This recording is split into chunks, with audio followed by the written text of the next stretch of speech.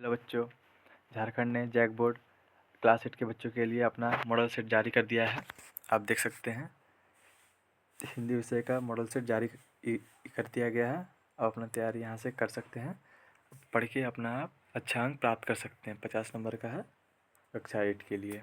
चलिए देखते हैं क्या दिया है हमारा, क्या इंस्ट्रक्शन में क्या कह रहा है बच्चों। देखिए, सभी प्रश्न अनिवार्य है। आपको एग्जाम में सभी प्रश्नों का उत्तर देना है। कुल प्रश्नों की संख्या 50 है। कुल प्रश्नों की संख्या 50 है, जो आपको सभी का उत्तर देना है। प्रत्येक 4 विकल्प दिए गए हैं, सही विकल्प को चयन करें। प्रत्येक प्रश्न के 4 विकल्प दिए होंगे, सही उत्तर आप लोग को चयन करना है। क्या क्या दिया है, प्रत्येक प्रश्न का मान 1 है। प्रत्येक प्रश्न का मान आपको 1 दिया जाएगा। गलत उत्तर के लिए कोई अंक नहीं काटे जाएंगे। चलिए ठीक है, आगे बढ़ते हैं। पहला प्रश्न क्या कह रहा है हमारा, अपठित बोध है। अपठित बोध है गद्यांश। देखिए क्या कह रहा है। दिवाली भारत का एक प्रमुख त्यौहार है, जिसे रोशनी का पर्व भी कहा जाता है। यह त्यौहार कार्तिक माह की अमावस्या को मनाया जाता है। दिवाली भगवान श्री राम के 14 वर्षों के वनवास के बाद अयोध्या लौटने की खुशी में मनाई जाती है। लोग अपने घरों रंगीन लाइटों से सजाया जाता है। लोग अपने घरों की सफाई करते हैं, कपड़े पहनते हैं, स्वादिष्ट व्यंजन का आनंद लेते हैं। चलिए ठीक है, सही बात है। पहला प्रश्न क्या कर रहा है, चलिए देखते हैं। पहला प्रश्न कह रहा है, रोशनी का पर्व किस भारतीय त्यौहार को मनाया जाता है। तो रोशनी का पर्व भारतीय सही उत्तर है, ऑप्शन है दिवाली। दूसरा नंबर प्रश्न क्या कह रहा है, चलिए देखते हैं। दिवाली किस महीने में मनाई जाती है। दिवाली कार्तिक महीने में मनाई जाती है, ऑप्शन भी सही उत्तर हो जाएगा। चलिए तीसरा नंबर प्रश्न क्या कह रहा है, चलिए देखते हैं। तीसरा नंबर प्रश्न कह रहा है, दिवाली का त्यौहार किस घटना की खुशी के लिए मनाया जाता है। दिवाली का त्यौहार भगवान श्री राम के अयोध्या लौटने की खुशी में मनाया जाता है, ऑप्शन बी सही उत्तर हो जाएगा। चलिए 4 नंबर प्रश्न क्या कह रहा है, कौन 14 वर्षों के वनवास में थे। कौन 14 वर्षों के वनवास में थे, भगवान श्री राम थे 14 वर्षों के वनवास में, ऑप्शन सी सही हो जाएगा। चलिए आगे बढ़ते हैं। क्या बताया गया है, जल ही जीवन का आधार है, बिना जल सूना हर संसार है। नदी सरोवर और ताल, इनसे हरियाली माल, बूंद बूंद को बचाना सीखो, जल संकट से नाता तोड़ो, पेड़ लगाकर छांव बढ़ाओ, धरती का श्रृंगार सजाओ। चलिए आप प्रश्न देखते हैं। पद्यांश में जल का किसका आधार बताया गया। पद्यांश में जल का आधार जीवन का आधार बताया गया है। चलिए देखते हैं दूसरा प्रश्न क्या कर रहा है, किसके बिना संसार सूना है। किसके बिना संसार सूना है, तो जल के बिना संसार सूना है, ऑप्शन बी सही उत्तर हो जाएगा। 7वां प्रश्न कह रहा है, जल संकट से बचने के लिए क्या करना चाहिए। जल संकट से बचने के लिए बूंद बूंद जल को बचाना चाहिए, ऑप्शन बी आपका सही उत्तर हो जाएगा। चलिए 8वां प्रश्न कह रहा है, धरती का श्रृंगार कैसे किया जा सकता है। धरती का श्रृंगार पेड़ लगाकर किया जा सकता है, ऑप्शन बी आपका सही उत्तर हो जाएगा। चलिए खंड ख, राजपुत्र में कौन सा समास है। अगर आप लोग समास पढ़ेंगे आप लोगों को याद होगा, राजपुत्र में कौन सा समास है, तो राजपुत्र में तत्पुरुष समास है, ऑप्शन बी आपका सही उत्तर हो जाएगा। 10 नंबर कह रहा है, आशा शब्द का विलोम क्या है। आशा शब्द का विलोम ऑप्शन ए निराशा, सही उत्तर हो जाएगा। विद्यालय का संधि विच्छेद क्या है। विद्यालय का संधि विच्छेद है विद्यालय, विद्या जोड़ आलय, विद्यालय, ऑप्शन ए आपका सही हो जाएगा। सूर्य का पर्यायवाची शब्द कौन सा है, तो सूर्य का पर्यायवाची शब्द ऑप्शन ए सही उत्तर हो जाएगा, चंद्रमा। अनुपस्थिति शब्द में कौन सा उपसर्ग है। अनुपस्थिति शब्द में कौन सा उपसर्ग। उपसर्ग मतलब जो कोई भी शब्द के पहले में जो लगते हैं उन्हें उपसर्ग कहते हैं। तो अनुपस्थिति शब्द में ऑप्शन ए सही हो जाएगा। 9-11 होना का मुहावरे का अर्थ है। 9-11 होना का मुहावरे का अर्थ है भाग जाना, ऑप्शन बी आपका सही उत्तर हो जाएगा। चलिए बच्चों आगे देखते हैं। आशा करता हूँ कि आप लोग मेरी बात समझ पा रहे होंगे। अच्छे से तैयारी कीजिएगा बच्चों, आप लोग परीक्षा नज़दीक आ गई है आप लोग का। चलिए देखते हैं 15वां प्रश्न क्या करें। पंकज का अर्थ क्या हो सकता है। पंकज का अर्थ ऑप्शन सी कमल, आपका सही उत्तर हो जाएगा। नायक का स्त्रीलिंग रूप क्या है। नायक का स्त्रीलिंग रूप है नायिका, ऑप्शन बी आपका सही हो जाएगा। गंगा नदी बहुत पवित्र है, इस वाक्य में जातिवाचक संज्ञा शब्द कौन सा है। गंगा नदी बहुत पवित्र है, इसमें जातिवाचक संज्ञा हो जाएगा, ऑप्शन बी आपका सही उत्तर हो जाएगा। चलिए 18वां प्रश्न देखते हैं क्या कह रहा है।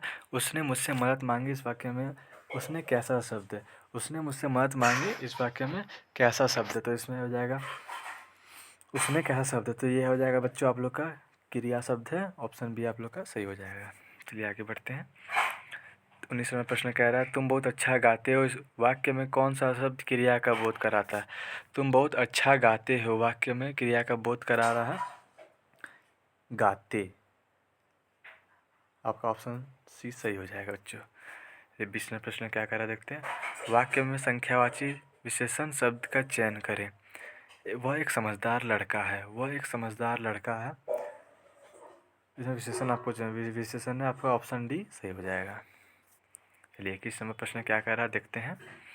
21 में है पाठ्य पुस्तक से पठित बोधिए, मतलब ये किताब से दिया गया है गद्यांश। इसको पढ़ के आपको 21 नंबर से लेके 24 नंबर तक हल करना है। चलिए पढ़ते हैं। बस सचमुच चल पड़ी और हमें लगा कि गांधी जी के असहयोग और सविनय अवज्ञा आंदोलनों के वक्त अवश्य जवान रही होगी। उसे ट्रेनिंग मिल चुकी थी, हर हिस्सा दूसरे और सहयोग कर रहा था। पूरी बस सविनय आंदोलन के दौर से गुजर रही थी। सीट का बॉडी से सहयोग चल रहा था। कभी लगता था सीट बॉडी को छोड़कर आगे निकल रही है, कभी लगता था सीट को छोड़कर बॉडी आगे भागी जा रही है।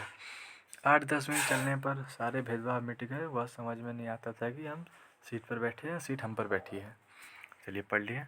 अब इसका क्वेश्चन देखते हैं क्या कह रहा है। 21वां प्रश्न कह रहा है उपरोक्त गद्यांश में गांधी जी के किस आंदोलन का वर्णन किया है। तो 21 नंबर जो कह रहा है गद्यांश में किस आंदोलन का वर्णन किया गया है, तो ये असहयोग आंदोलन भी है, सविनय अवज्ञा आंदोलन भी है। तो इसका ऑप्शन हो जाएगा सी का सही उत्तर हो जाएगा, ए और बी।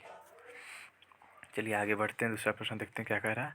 प्रस्तुत पद्यांश में किस पाठ से लिया गया। प्रस्तुत पद्यांश किस पाठ से लिया गया। अगर आप लोग पढ़े होंगे तो आप लोग को पता होगा प्रस्तुत पद्यांश किस पाठ से लिया गया, बस की यात्रा से। ऑप्शन बी आप लोग का सही उत्तर हो जाएगा। चलिए 23वां प्रश्न क्या करा देखते हैं। गद्यांश में सीट और बॉडी के असहयोग से क्या संकेत मिलता है। सहयोग से क्या संकेत मिलता है, तो इसका ऑप्शन हो जाएगा दोनों के बीच कोई तालमेल नहीं था। ऑप्शन ए आप लोग का सही उत्तर हो जाएगा। तो 24 नंबर प्रश्न देखते हैं क्या कह रहा है। 24 नंबर प्रश्न कह रहा है गद्यांश में 8-10 मिनट चलने पर किसका उल्लेख किया गया। 8-10 मिनट चलने पर रास्ते के भेदभाव मिटने का उल्लेख किया गया। ऑप्शन ए आप लोग का सही हो जाएगा 24 नंबर का। चलिए आगे बढ़ते हैं। 25 नंबर प्रश्न क्या कह रहा है चलिए देखते हैं। 25 नंबर में है पद्यांश को ध्यानपूर्वक पढ़कर प्रश्न 25 से 28 तक सही उत्तर का चयन करें। चाह नहीं मैं सुरबाला के गहनों में गूथा जाऊं, चाह नहीं प्रेमी माला में बिंदी प्यारी को ललचाऊं, चाह नहीं सम्राटों के शव पर ये हरी में डाला जाऊं, चाह नहीं मुझे देवों के सिर पर चढ़ूं भाग्य में इठलाऊं, मुझे तोड़ लेना वनमाली उस पथ पर देना तुम फेंक जिस पथ पर देना तुम फेंक मातृभूमि पर शीश चढ़ाने जिस पथ जाए वीर अनेक। चलिए प्रश्न देखते हैं क्या कर रहा है। 25 में प्रश्न कर रहा है प्रस्तुत कविता के कवि कौन है। प्रस्तुत अगर आपने कविता पढ़ी होगी तो आप लोग को पता होगा इसका कविता कौन है। 25 नंबर एक कविता है माखनलाल चतुर्वेदी। आपका ऑप्शन सी सही उत्तर हो जाएगा। चलिए 26 में प्रश्न कर रहा था देखते हैं।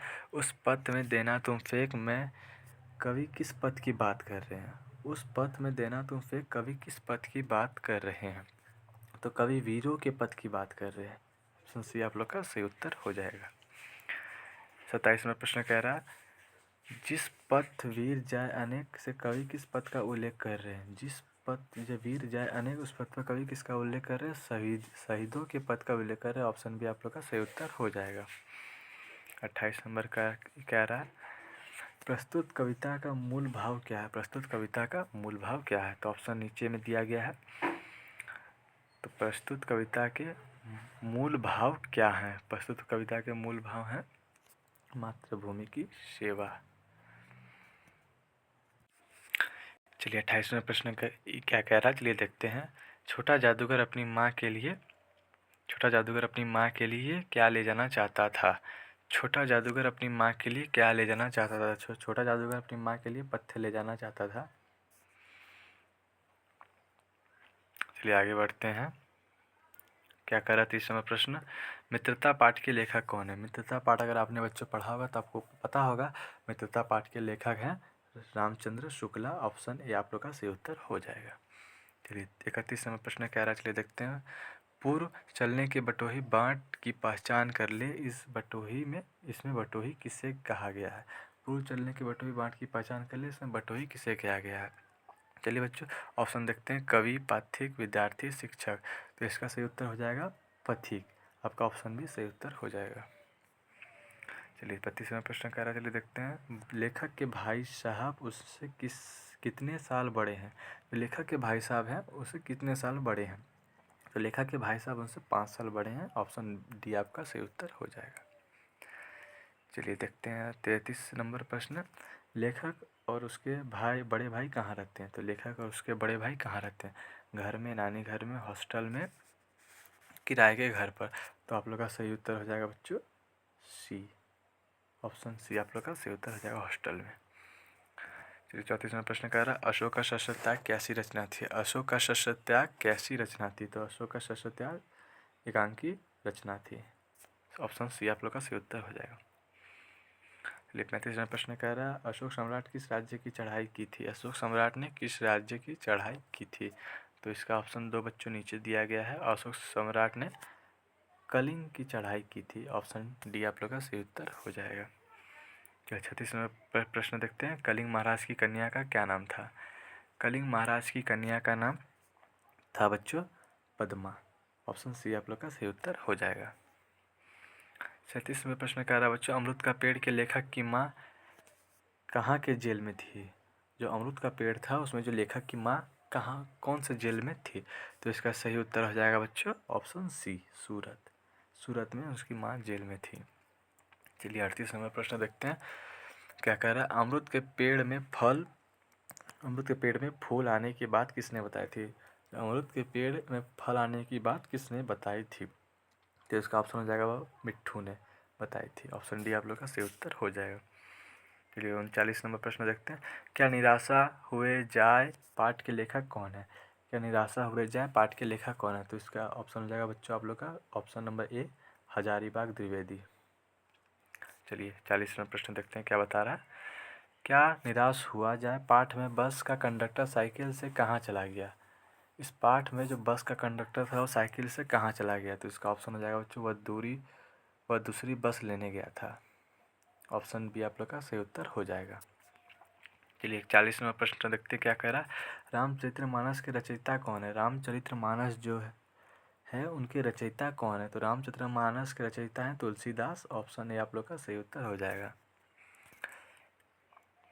42वां प्रश्न कह रहा है, जयपाल सिंह मुंडा का जन्म किस गांव में हुआ था। तो जयपाल सिंह मुंडा का जन्म हुआ था आपका ऑप्शन सी, तपकरा गांव में हुआ था। आप लोग सही उत्तर जाएगा ऑप्शन सी। 43वां प्रश्न कह रहा है बच्चों, क्या वह कह रहा है, बस की यात्रा में पाठ कैसी रचना है। बस की यात्रा जो कहानी है वो कैसी रचना है। तो बस की यात्रा की जो रचना है वो बच्चों ऑप्शन हो जाएगा आप लोग का ए, व्यंग्य रचना है। ऑप्शन ए आप लोग का सही उत्तर हो जाएगा। चलिए 44वां प्रश्न क्या कह रहा है, चलिए देखते हैं, हुंडरू का झरना कहाँ है। जो हुंडरू जलप्रपात जो झरना है वो बच्चों आप लोग का रांची में है। ऑप्शन नंबर डी आप लोग का सही उत्तर हो जाएगा। आप लोग बच्चों अभी नए नए आएंगे तो चैनल को फॉलो कर लीजिए, सब्सक्राइब कर लीजिए और बेल आइकन दबा दीजिए। जो आप लोग के मेरे डेली अपडेट्स आप लोग को मिलते रहेंगे। बेल आइकन को दबाइए, लाइक कीजिए, शेयर कीजिए ऐसे ही पढ़ते रहने के लिए। चलिए बच्चों 45वां प्रश्न क्या कर रहा है, बूढ़ी पृथ्वी का दुख कविता के कवयित्री कौन है। तो बूढ़ी पृथ्वी का जो दुख है वो कविता की कवयित्री कौन है उसमें। तो इसका बच्चों ऑप्शन हो जाएगा आप लोग का सी, निर्मला पुतुल इसे कवयित्री है। चलिए 46वां प्रश्न क्या कर रहा है, चलिए देखते हैं, काशी विश्वविद्यालय में प्रवेश करते ही दाएं तरफ क्या है। तो काशी जो विश्वविद्यालय है जब प्रवेश कीजिएगा तो दाएं तरफ देखिएगा तो आपको क्या दिखेगा। तो इसमें दिखेगा आप लोग सर सुंदर लाल अस्पताल दिखेगा। ऑप्शन ए आप लोग का सही उत्तर हो जाएगा। चलिए 47वां प्रश्न कह रहा है, क्या धीरे देखते हैं, वीर जन्नी का पुरस्कार किसे मिला। वीर जन्नी पुरस्कार है वो किसे दिया गया था। तो किसे दिया गया था, शारदा सुब्रमण्यम को दिया गया था। ऑप्शन ए आप लोग का सही उत्तर हो जाएगा। आशा करता हूँ आप लोग को जो मैं पढ़ा रहा हूँ आप लोग को समझ में आ रही होगी अच्छे से। स्किप मत कीजिएगा, आप वीडियो पूरा देखिए आप लोग। अच्छी तैयारी आप लोग का हो सकता है। चलिए 28वां प्रश्न कह रहा है किसकी बुआ IAS बन गई थी? किसकी बुआ IAS बन गई थी? तो बच्चों किसकी बुआ बनी थी? शुभांगी की। चलिए 39वां प्रश्न देखते हैं क्या कह रहा है। बिहार के मधुबनी इलाके में अकाल कब हुआ था? तो बिहार के मधुबनी इलाके में अकाल कब हुआ था? 6वीं सदी में हुआ था। ऑप्शन डी आप लोग का सही उत्तर हो जाएगा। चलिए 50वां प्रश्न, आखिरी प्रश्न देखते हैं इस वीडियो का। कौन सा तालाब में लोग अपने अपने क्षेत्र में थोड़ा थोड़ा पानी मिलाकर देते थे? तो कौन सा तालाब थे बच्चों? देखिए बिंदु सागर तालाब। ऑप्शन आप लोग का सही उत्तर हो जाएगा।